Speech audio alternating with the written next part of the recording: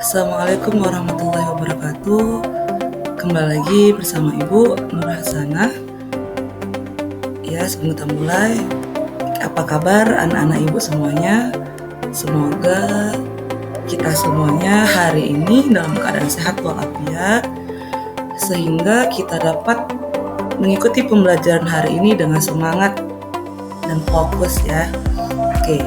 Nah, di kelas 7 salah satunya itu ada materi tentang mengagungkan Allah Subhanahu wa taala dengan tunduk pada perintah.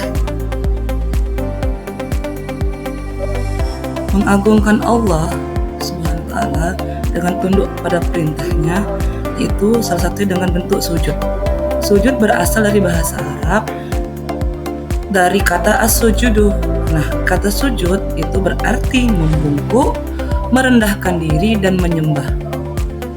Sujud merupakan salah satu rukun sholat yang wajib dilakukan dan merupakan puncak dari kerendahan hati seorang hamba di hadapan Tuhannya.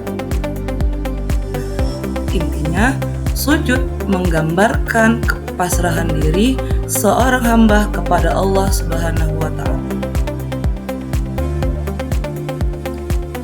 Nah, sujud itu bukan hanya di dalam sholat fardu ataupun sholat sunnah yang lainnya.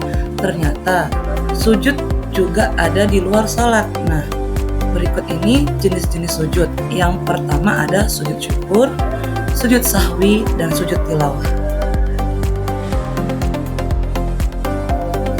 Yang pertama ada sujud syukur.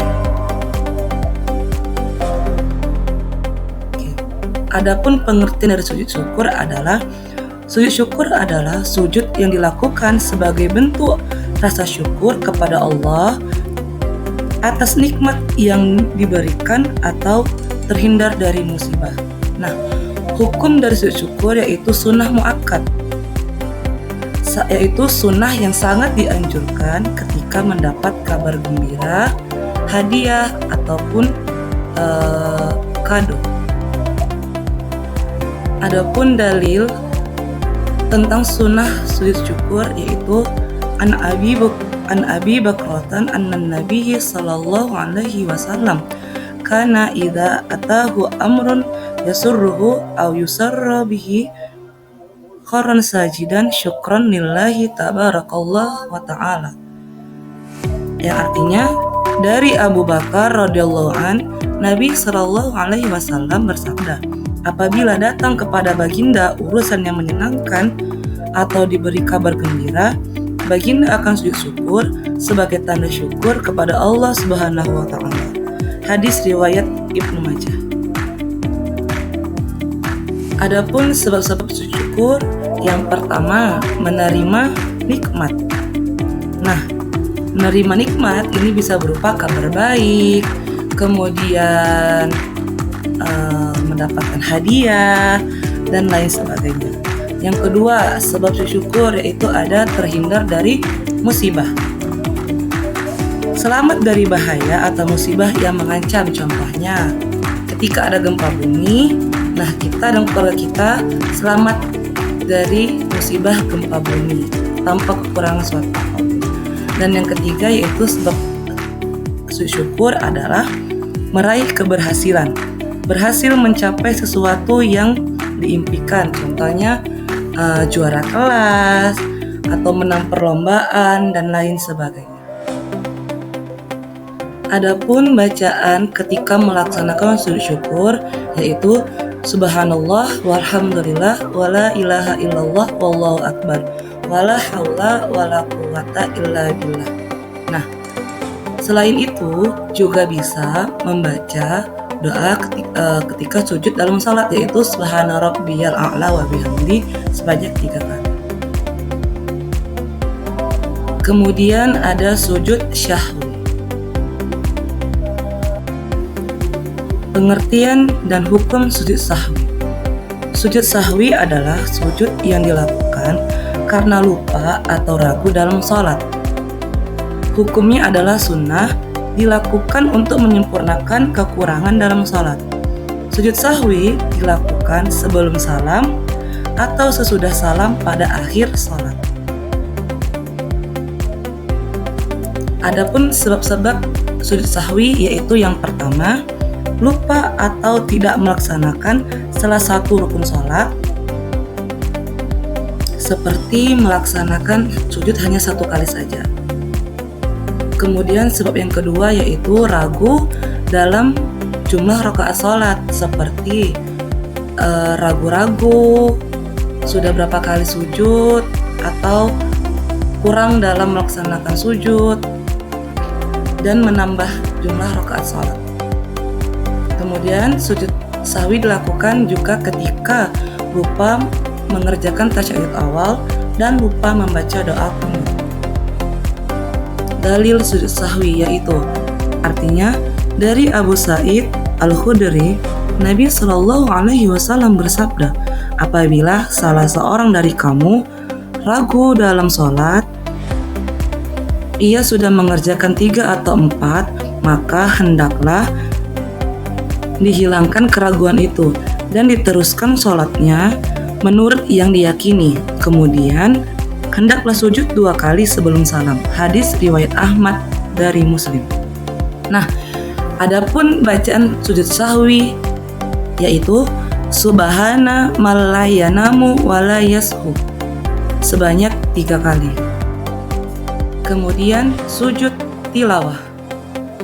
Pengertian dan hukum sujud tilawah. Sujud tilawah adalah sujud yang dilakukan ketika membaca atau mendengar ayat sajadah dalam Al-Quran. Hukum dari sujud tilawah adalah sunnah.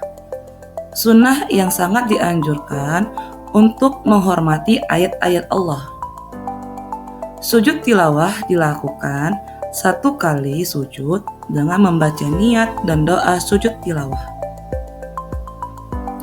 Adapun dalil sujud tilawah yaitu artinya dari Abi Hurairah bahwa Nabi Muhammad SAW bersabda, apabila anak Adam atau manusia membaca ayat sajadah kemudian sujud,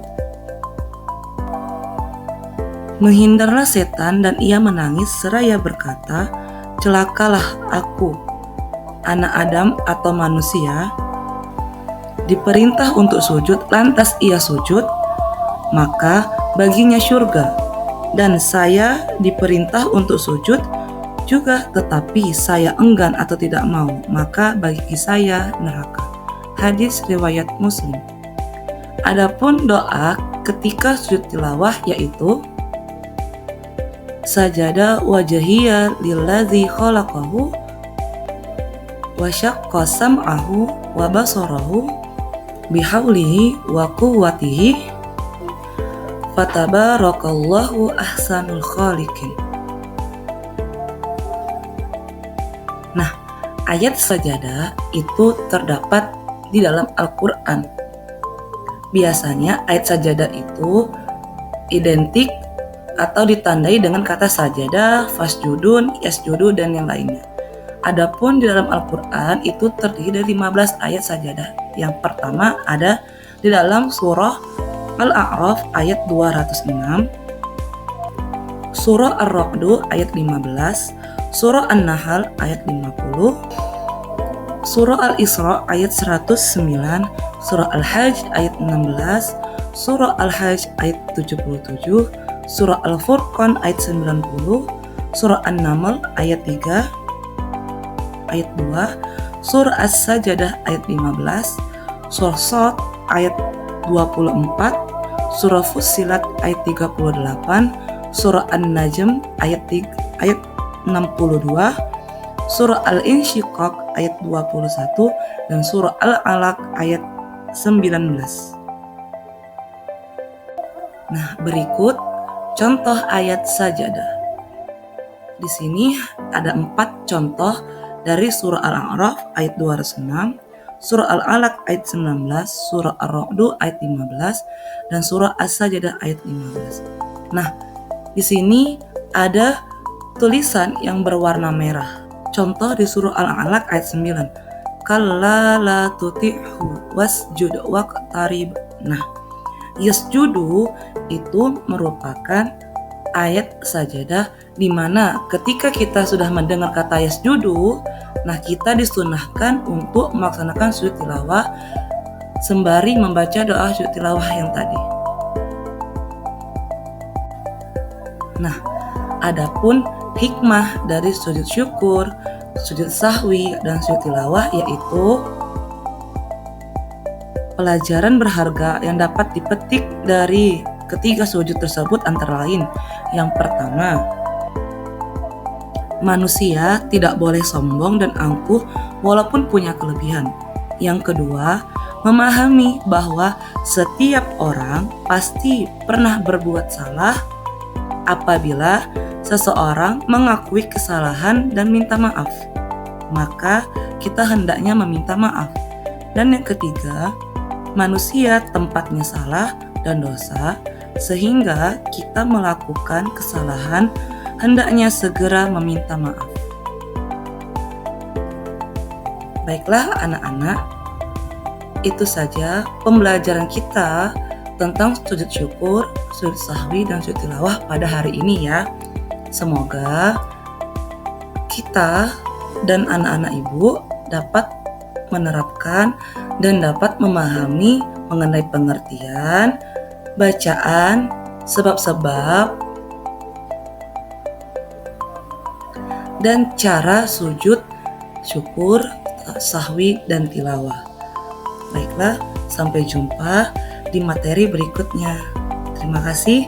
Assalamualaikum warahmatullahi wabarakatuh.